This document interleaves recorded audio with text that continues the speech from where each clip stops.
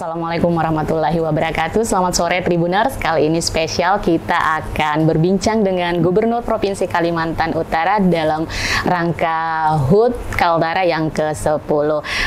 Terbilang spesial karena hari ini kita ada di ruangan Bapak Gubernur untuk melihat langsung bagaimana Bapak di sela-sela kesibukannya masih meluangkan waktu. Terima kasih Bapak. Sebelum kita mungkin mengulik-ngulik tentang bagaimana program atau capaian pembangunan hingga di ulang tahun ke-10 Provinsi Kalimantan Utara ini, saya menyapa Bapak dulu. Selamat sore Bapak, sehat Selamat sore, sehat Alhamdulillah.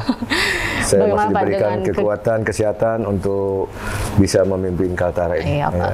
Kegiatan-kegiatan apa saja nih Pak yang sudah atau akan dilakukan dalam rangka HUT ke-10 ini? Jadi kegiatan-kegiatan menyambut ulang tahun Provinsi Kalimantan Utara yang ke-10 ini cukup banyak, lebih dari 50 kegiatan ya. Kegiatan olahraga kemasyarakatan, kemudian olahraga tradisional yang bisa langsung masyarakat nikmati, gerak jalan sehat. Itu di beberapa tempat sudah kita lakukan, bukan satu tempat saja gerak jalan sehat ini, tapi ada 4-5 tempat kita laksanakan bersama masyarakat langsung, kemudian bakti-bakti sosial, kemudian penyuluhan-penyuluhan, pelayanan kesehatan masyarakat, ya, pengobatan gratis dan sebagainya. Cukup banyak rangkaiannya, Pak, cukup banyak rangkaiannya dari akhir November kemarin sampai di bulan Desember. Kegiatan ini berjalan terus ya aja. Jadi saya sampaikan tadi sudah lebih kurang 50 dan dalam rangka ini juga kita akan melaksanakan Kaltara Fest ya selama 1 minggu full untuk memberikan hiburan ke masyarakat. Untuk tahun ini Pak, tema yang diangkat Provinsi Kalimantan Utara sendiri, spirit seperti apa yang ingin diusung di ulang tahun ke-10 ini? Jadi temanya ini bangkit bersama, Kaltara di hati.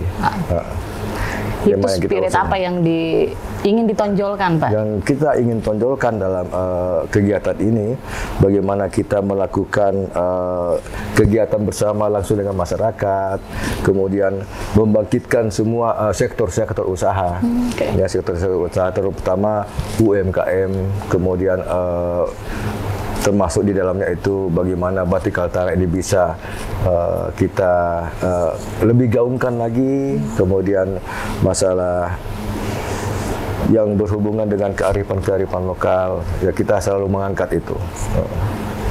Ini Pak, kalau kita berbicara soal visi dan misi pembangunan Bapak di pemerintahan kali ini, untuk periode ini, kira-kira apa yang menjadi PR besar Pak? Ya. Jadi memang sesuai dengan RPJMD kami ya 2021-2026. Ya sebenarnya program ini kan 5 tahun harusnya, ya, karena kami terpotong oleh adanya pilkada serentak di 2024. Ya otomatis kami harus mengejar ini untuk bisa mencapai 100%. Mudah-mudahan bisa 100%. Namun kalau dalam perjalanannya itu tidak mencapai 100%, harap maklum karena masa kerja kami hanya 3,5 tahun. Ya terpotong 1,5 tahun oleh pilkada serentak. Jadi dalam RPJMD itu kita sudah susun ada 10 program prioritas, ya 10 program prioritas. Ya insya Allah kita akan bisa selesaikan 100%. Namun dalam perjalanan nanti manakala tidak bisa mencapai 100%, ini harap dimaklum karena memang waktu kami yang tidak cukup 5 tahun mengerjakan program ini. Ya salah satunya adalah misalnya pembangunan PLTA. PLTA ini kan sudah mulai jalan. PLTA Mentarang, kemudian Kayan 1 sudah mulai berprogres. Insya Allah target itu 5 tahun selesai untuk PLTA. Kemudian pembangunan kawasan industri, ya kita tahu semua bahwa ini sudah mulai berjalan. Ketiga perusahaan yang kita tunjuk sebagai pengelola kawasan itu, ini sudah mulai berjalan semua. Ya. Progresnya kalau saya lihat tahun ini untuk Lane clearing sudah selesai semua. Sudah rampung, Pak, ya? Sudah rampung. Hanya memang ada beberapa lokasi yang belum di lane clearing. Namun itu sambil berjalan itu bisa. Kemudian pembuatan dermaga juga sudah ada yang 1 kilo, ada yang baru 700 sudah melakukan kegiatan untuk pembuatan dermaga. Kemudian untuk kegiatan-kegiatan lain di sana, perkantoran sudah mulai dibuat.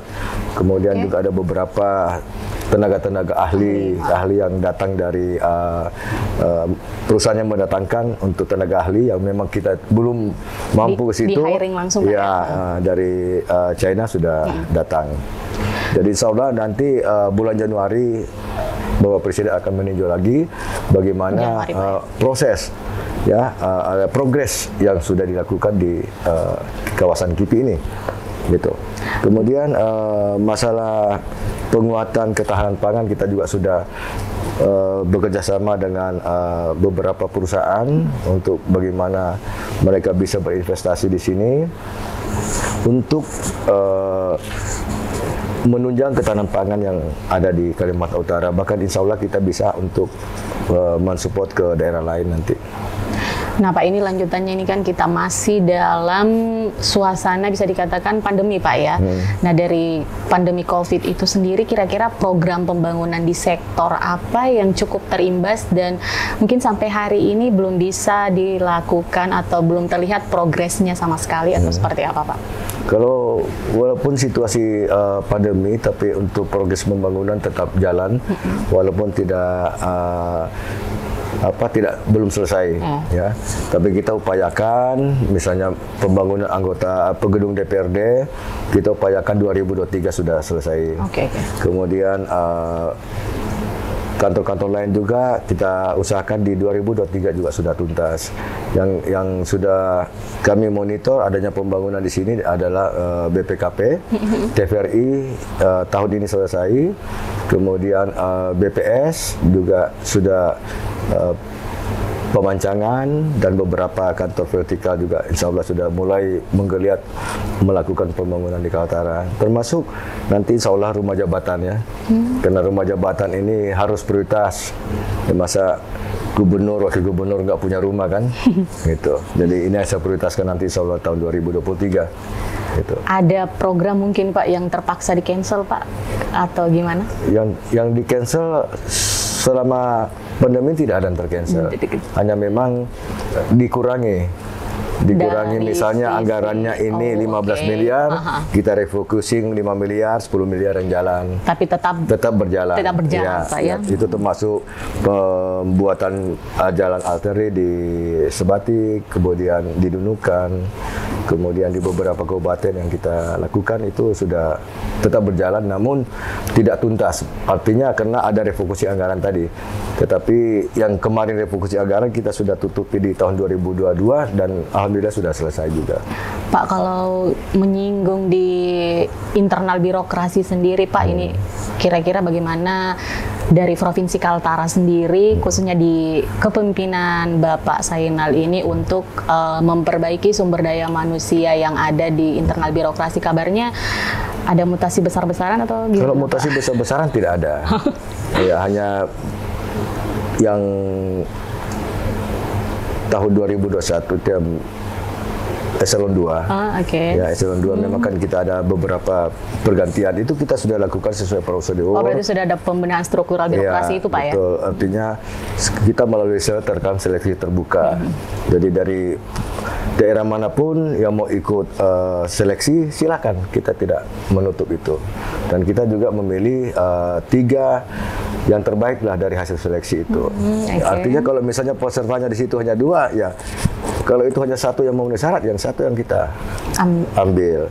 Kemudian yang dari 3 calon yang sudah lulus seleksi dan mempunyai nilai bagus, kita lihat juga profesional ya untuk jabatan itu, ya kita akan tetap memilih di antara 3 yang betul-betul yang punya pengalaman, kemudian yang punya basic dan juga punya kemampuan untuk mengelola OPD itu.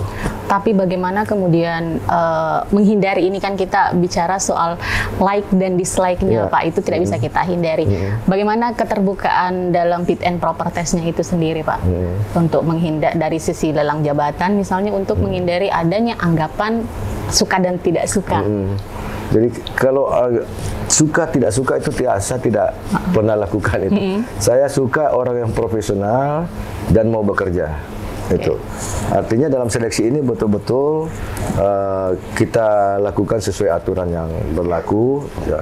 Artinya jangan sampai kita menabrak rambu-rambu yang sudah diatur ya, undang-undang yang mengatur masalah bagaimana prosedur seleksi itu, bagaimana siapa-siapa tim seleksi di situ, dan itu semua sudah melalui prosedur dilakukan secara akuntabel, Pak. Iya, akuntabel, dan setiap tahapan kita umumkan.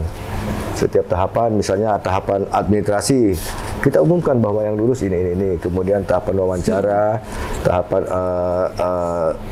pengalaman dia bekerja, itu kita selalu umumkan. Setiap selesai seleksi kita umumkan. Baru kita rangkum nilai-nilai itu menjadi satu nilai yang akhir. Sejauh ini Pak, kalau kita bicara soal pembangunan di Kaltara sendiri Pak, seperti tadi ada cukup banyak hal yang menarik untuk dijual di luar. Sekarang yang menjadi andalan Kaltara sendiri apa Pak? Bak wanita cantik ini yang jadi primadona untuk investor baru itu apa Pak? Yang dilirik dari beberapa perusahaan besar dari luar negeri itu adalah potensi listrik tenaga air. PLTA. Ya, karena potensi Kaltara ini kalau saya hitung potensinya lebih kurang 20.000 megawatt. 20.000 megawatt itu yang fantastis sekali ya, dengan jumlah itu bisa menerangi Pulau Jawa, Sulawesi, ya, Kalimantan itu.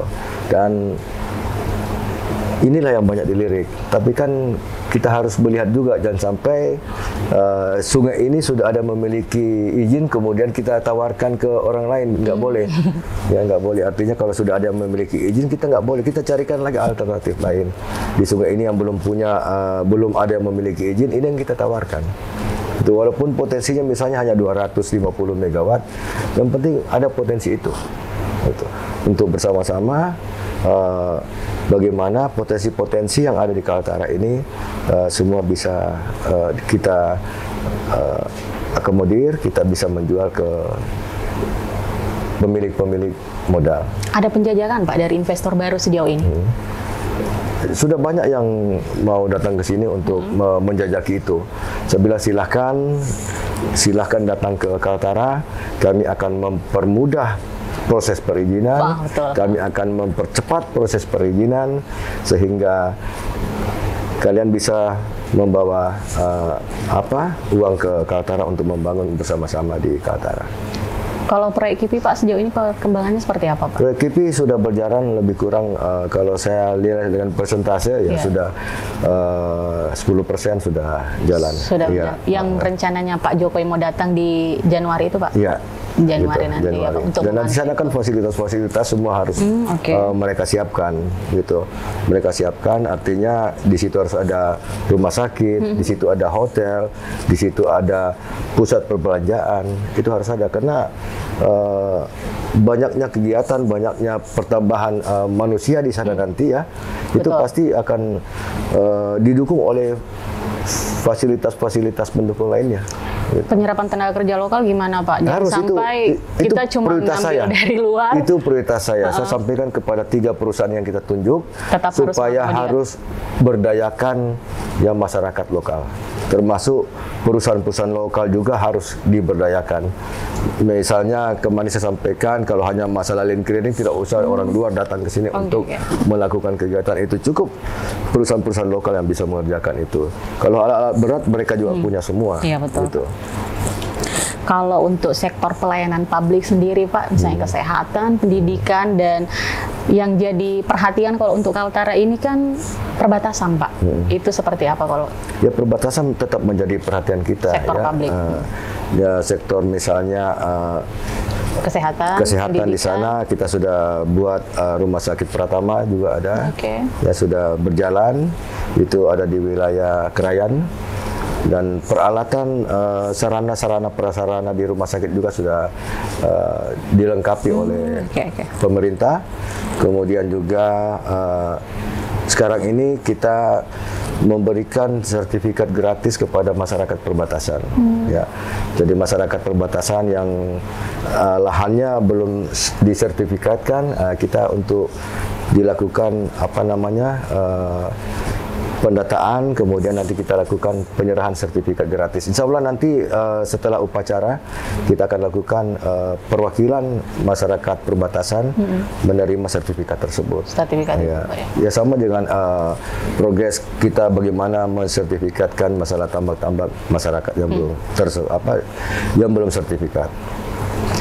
Apa mungkin terakhir pesan-pesan Pak dalam rangka HUT Kaltara yang ke-10 ini, mungkin ada harapan atau pesan yang ingin disampaikan khususnya untuk masyarakat Kaltara, bagaimana kemudian Provinsi Kaltara di usianya yang ke-10 tahun ini untuk menjadi provinsi yang saat berangkat menjadi daerah otonom, betul-betul menjadi daerah otonom yang mampu memberdayakan masyarakat di daerah. Ya, baik. Dalam kesempatan ini saya Gubernur Kalimantan Utara Terhadap saya Arifin Paliwang SIM mengucapkan selamat Dirgahayu Provinsi Kalimantan Utara yang ke-10. Semoga Provinsi Kalimantan Utara bisa lebih baik, bisa lebih maju, dan masyarakatnya bisa lebih sejahtera. Kenapa ini saya sampaikan bahwa di mana-mana saya sampaikan bahwa Kalimantan Utara ini merupakan serpihan surga yang diturunkan oleh Allah Subhanahu wa taala, Tuhan Yang Maha Kuasa, sehingga potensi-potensi yang luar biasa di Kalimantan Utara ini bisa kita berdayakan secara maksimal untuk kesejahteraan masyarakat Kalimantan Utara. Dan mari kita bersama-sama menjaga kondusivitas di Kaltara, menjaga keharmonisan, menjaga keakraban di Kalimantan Utara, sehingga kita bisa bersama-sama membangun Kalimantan Utara yang kita cintai bersama. Saya kira itu yang saya sampaikan. Oke, luar biasa. Seperti yang disampaikan tadi bahwa Kaltara ini adalah serpihan surga yang di tangan kepemimpinan Bapak Zainal Arifin Paliwang dan Pak Jansen. Kita akan melihat bagaimana perkembangan Kaltara dari periode kepemimpinan Bapak. Insya Allah seperti harapannya tadi, memberdayakan masyarakat di daerah, UMKM juga. Kemudian bagaimana birokrasi di sektor pelayanan publik di daerah perbatasan juga menjadi concern dari Bapak Gubernur kita. Semoga dengan harapan yang beliau sampaikan tadi bisa betul-betul menjadikan Provinsi Kalimantan Utara ini di usianya yang ke-10. Ini juga saya sampaikan bahwa insya Allah untuk konektivitas antar daerah di awal 2024 insya Allah sudah tersambung Malino Krayan. Oh, luar biasa itu yang sehingga kita tidak ada ketergantungan lagi, nggak ada ketergantungan lagi dari pihak negara tetangga untuk masalah pemasukan barang-barang ke saudara-saudara kita yang ada di perbatasan. Oke, itu salah satu komitmen Bapak Gubernur kita dalam peningkatan kesejahteraan masyarakat di perbatasan. Komitmen koneksi beberapa daerah ya. Bisa dikatakan ini menjadi hadiah yang spesial ulang tahun Kaltara yang ke-10 Pak untuk masyarakat perbatasannya, luar biasa. Baik, itu tadi Tribuners perbincangan kita dengan Bapak Gubernur Provinsi Kalimantan Utara Pak Zainal Arifin Paliwang. Semoga bisa menjadi spirit baru untuk HUT Kaltara yang ke-10 ini, dan tentunya seperti amanat beliau setiap pertemuan itu Kaltara di hati Pak. Ya, Kaltara di hati. Assalamualaikum warahmatullahi wabarakatuh. Waalaikumsalam warahmatullahi wabarakatuh. Terima kasih sudah nonton. Jangan lupa like, subscribe, dan share ya.